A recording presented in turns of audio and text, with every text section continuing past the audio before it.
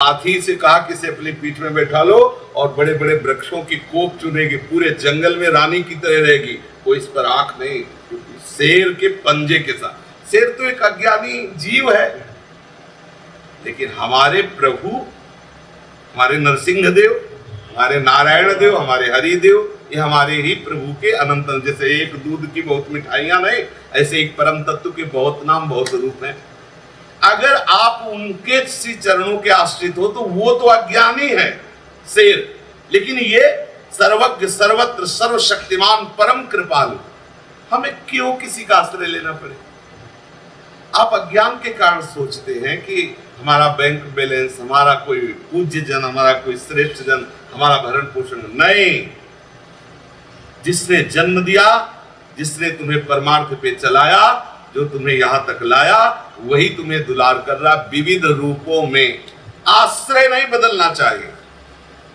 कोई जल पिला रहा है, हम समझ रहे मेरे प्रभु ही मुझे जल पिला है। हम उस नाम रूपधारी व्यक्ति की सराहना नहीं करते, हम उस महामहिमा में प्रभु की सराहना करते जो उस पोशाक के अंदर हमें दुलार दे रहा है, उस पोशाक से दुलार दे रहा है।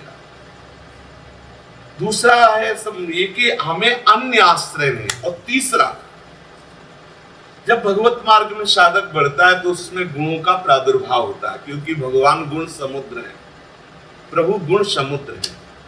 तो हम जिसका आश्रय लेते हैं, जिसका चिंतन करते हैं, उसके सारे सद्गुण आ जाते हैं। इतना ही नहीं, वही स्वरूप हो जाता है।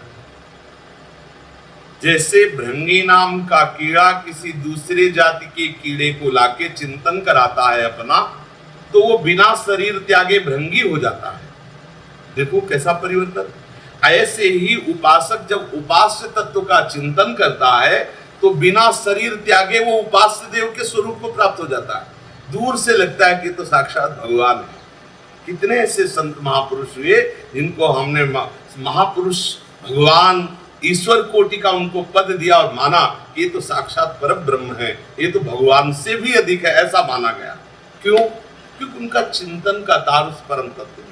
तो यदि आप में कभी ऐसा ये लगेगा, तभी जब कोई दोष बन जाएगा, जब कोई अपराध बन जाएगा, तब ये दोष उत्पन्न होता है कि अपने स्थूल शरीर, सूक्ष्म शरीर, कारण शरीर जो प्रभु को अर्पित है, जो प्रभु से नियंत्रित है, जो प्रभु से संचालित है, उसमें अभिमान का आरोप करके मैं रूपवान हूं, मैं कुलवान हूं, मैं बड़ा धनवान हूं, मैं यौवन हूं, मैं बुद्धिमान हूं, या कोई भी सद्गुण लेकर बात आना। अगर ये बात आ रही है तो उसी समय दूसरा दोष उत्पन्न हो जाएगा, दूसरों में दोष दर्शन, बस गया कर्म। तीन बातें शरणागत के जीवन में कभी भी ये नहीं होनी चाहिए।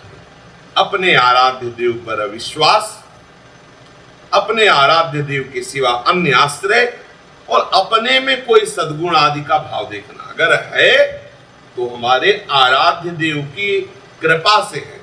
जैसे ये बिल्डिंग है, अब इससे श्री जी ठाकुर जी हटा दिए जाए, यहाँ एक दुकान खोल ली जाए, यहाँ कोई संसारिक कृत्य कर ली जाए, यहाँ गृहस्थ बसा लिया जाए, तो बिल्डिंग तो वही है ना, अंदर का क्षेत्र बदल गया। तो बिल्डिंग तो ये वही है, लेकिन इसके अंदर के क्षेत्र को भगवत अर्पित होने के कारण अब बदलना पड़ेगा। अब इसमें दिव्य सद्गुण आए तो उसमें मेरे थोड़ी कुछ हुए, वो तो प्रभु को समर्पित होने के कारण उसमें सब दिव्यता आ गई। तो उपासक को तीन बातें बहुत दृढ़ता से पकड़ लेनी चाहिए। अभी आपको विश्राम मिल जाए, आप विश्राम ही तो चाहते हैं, अभी विश्राम मिल जाए।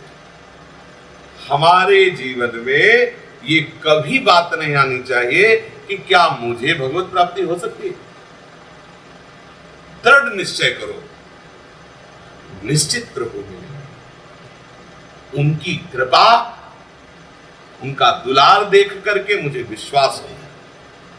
आप शुरू से देखो, अपने जीवन को देखो, दूसरों के नहीं तो अपने जीवन को आप देखो, उस पर विश्वास करो। आपको जो भी परमार्थ की थोड़ी भी अनुभूति हुई है, आप उसका चिंतन करो कि आपके ऊपर कितनी कृपा है, और आप अपने उस नकारात्मक मार्ग में चलने वाले मन की भी गति को देख लो। प्रभु की कृपा पक्ष को देखो और अपने मन के पक्ष को देखो, तो आपका हृदय आनंद से भर जाएगा और ये अविश्वास चला जाएगा कि क्या हमें भगवत प्राप्ति हो सकती है। निश्चित विश्वास कर कि पहले सूत्र में हमें कभी संशय नहीं करना, मैं प्रभु का हूं, निश्चित मुझे प्रभु मिलेंगे। दूसरी बात, कभी कोई कितना भी कहीं हमारा प्रिय सुहृद बनने की चेष्टा करे तो अपने प्रीतम के भाव से ही हम उसे प्रिय सुहृद माने। नाते नेह राम के मनियत सुहृद सुसेव्य जहां लो। हमारा शरीर भाव नहीं होना चाहिए कि ये हमारे अमुक है और हमें बहुत प्यार, मर गए, किया कराया सब नष्ट हो गए।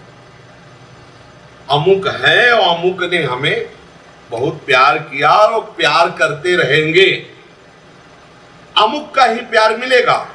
लेकिन आश्रयदाता की जो शरण में आप चले, आप चूक कर गए। पूज्य श्री राधा बाबा कहते हैं कि श्री कृष्ण यद्यपि निर्दोष ब्रह्म है, दोष की संभावना नहीं, पर संतों ने उनमें एक दोष देखा, वो दुसरिया पसंद नहीं करते। दुसरिया, श्री स्वामी हरिदास जी कहते हैं, तेई जीव विमुख भय कहे हरिदास, ते जीव विमुख भय जे दूसरी कर डाली। दूसरा कोई भी अपना मान लेना कि ये मेरा है, मेरा भरण पोषण करता है, मुझे प्यार करता है और ये आगे भी करेगा, मर गए, हमारा सारा का सारा सिद्धांत चौपट कर दिया। हमसे साधना भले ना हो लेकिन सिद्धांत से हम नहीं पीछे हटेंगे। तो वो हम गाड़ी में बैठे ना, हम चल नहीं पा रहे, पंगु हैं, लेकिन ट्रेन में बैठे हैं ना, वो हमें वहीं पहुंचा देगी। जो पूरी मेहनत से इंजन चल रहा है, डिब्बे में बैठा हुआ ना डिब्बा मेहनत कर रहा है, ना डिब्बे में बैठे वाला कर रहा है, केवल उसमें संबंध बनाए हुए है। तो वो संबंध के कारण जहां इंजन जाएगा वहीं पहुंच जाएगा। अपने इंजन है श्री हितजू महाराज आचार्य, डिब्बा है संत सदगुरुदेव, सब इसी में बैठ गए, उन्हीं के चरण आश्रय में। अब हम ये ना सोचे कि हम पहुंच पाएंगे कि नहीं पहुंच पाएंगे, या तो आपका संबंध नहीं है इसीलिए आप सोच रहे हो, आपका संबंध, कनेक्शन, वो जो फंसा हुआ है इंजन से, वो आपका नहीं है। अगर आपके हृदय में ये दृढ़ भाव है कि मैं हरिवंश चंद्र जी का हूं, मैं गुरुदेव का हूं, तो नंद नंदन भानु नंदिनी निज कर चिट्ठी चढ़ाए, है नहीं, ऐसा आया नहीं? वो श्री हरिवंश शरण जे आए, श्री वृषभानु कुंवरी नंद नंदन निज कर अपनी चिट्ठी चढ़। क्या उस महापुरुष नागरीदास जी के इन वचनों पर विश्वास नहीं? आप गाड़ी में बैठ गए इसलिए आप स्टेशन पहुंच जाएंगे। यदि आप डिब्बे से नीचे उतर के दौड़ लगावें तो आप नहीं पहुंच पाएंगे, क्योंकि ट्रेन वाली गति आप में नहीं है। हम तो बैठने वाले हैं। अब बैठने वाला ट्रेन के अंदर बार बार विचलित हो रहा है, एक सीट से दूसरी सीट। पूछा भाई क्यों विचलित? बोले वहां जल्दी पहुंच रहे, बोले ट्रेन चली, तू बैठ जा।